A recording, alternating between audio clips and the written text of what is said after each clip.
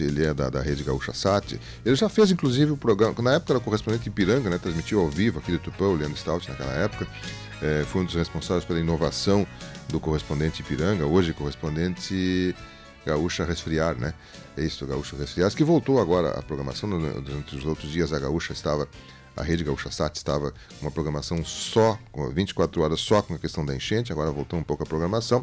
Mas o Leandro, na sua página pessoal, fez uma comparação entre a enchente de 1941, o próprio prefeito se referiu a ela agora, é a referência que se tinha de enchentes no Rio Grande do Sul, e ele fez uma comparação do que aconteceu lá e de agora, e como foi, que tempo foi necessário, o que foi necessário para corrigir todos os estragos que a enchente de 1941 causou no Rio Grande do Sul.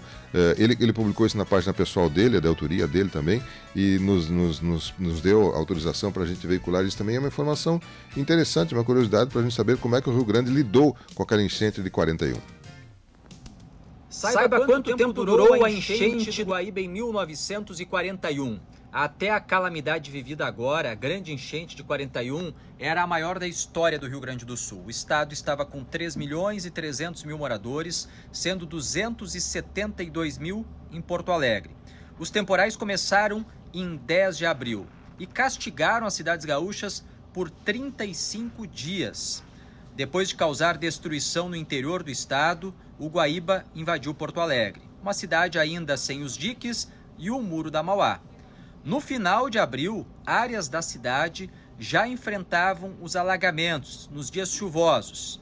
No final da noite de 2 de maio de 41, o Guaíba atingiu a cota de inundação de 3 metros no Cais Mauá, aumentando as áreas inundadas.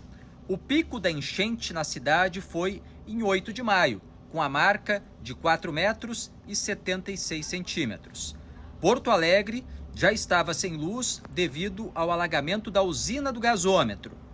Em 29 de maio, 21 dias depois do pico do Guaíba, o Jornal do Comércio do Rio de Janeiro noticiou que voltou a chover e o Guaíba subiu novamente, voltando a alagar áreas da Rua Voluntários da Pátria e da Cidade Baixa. Muitos flagelados que já estavam em casa precisaram retornar aos abrigos.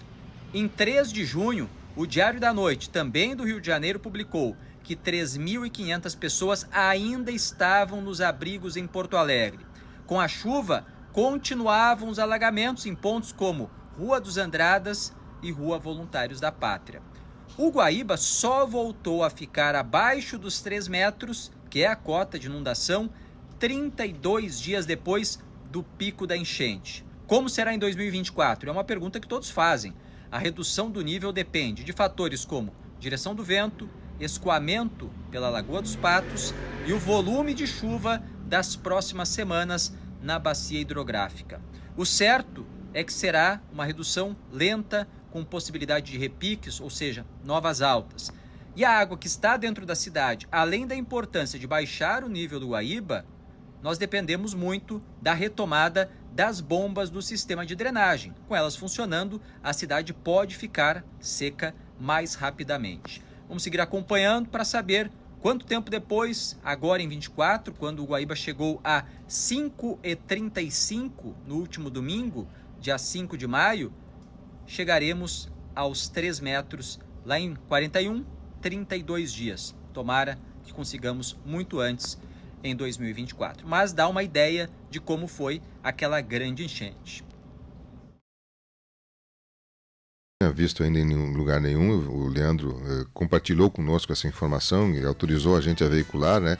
Ele que, como eu falei, é comunicador da Rede Gaúcha Sat, mas fez na sua página pessoal esse levantamento. Aliás, ele tem feito vários levantamentos históricos, né, com relação a essas questões, e inclusive me mandou aqui um recorte de um jornal. Deixa eu ver se eu consigo identificar, não me lembro mais agora qual era o jornal. Vamos ver se o Leandro me diz aqui qual é que era o jornal, né? Deixa eu abrir aqui, vamos ver aqui qual é que é esse aqui. 1941, Diário de Notícias, né? Terça-feira, 13 de maio de 1941. E no Diário de Notícias, em 13 de maio de 1941, tinha um resumo dos resultados de catástrofes nos municípios, né? E ele citava: de Tupã-Siretã informam que houve danos materiais, principalmente em pontes, pontilhões e bueiros carregados pelas águas. Registraram-se 2 vítimas. Né? Isso está publicado num jornal em 13 de maio de 1941, né? O jornal o Diário de Notícias, segunda edição, e o Leandro me enviou inclusive a cópia digital desse jornal, né? Ele tem pesquisado muito isso e tem trazido essas informações. Obrigado, Leandro, pela gentileza de nos permitir a utilização desse conteúdo, e parabéns aí pelo conteúdo que você trouxe, com informação bem relevante, mas preocupante, né? 35 dias após o pico é que Porto Alegre conseguiu voltar ao normal, seria a região metropolitana, né? E em Tupã-Siretã nós tivemos naquele período a informação de que danos materiais, principalmente em pontes e pontilhões e bueiros carregados pelas águas, e 2 vítimas aqui em Tupã-Siretã em 1941. 10h23, você está com a Tupã, o programa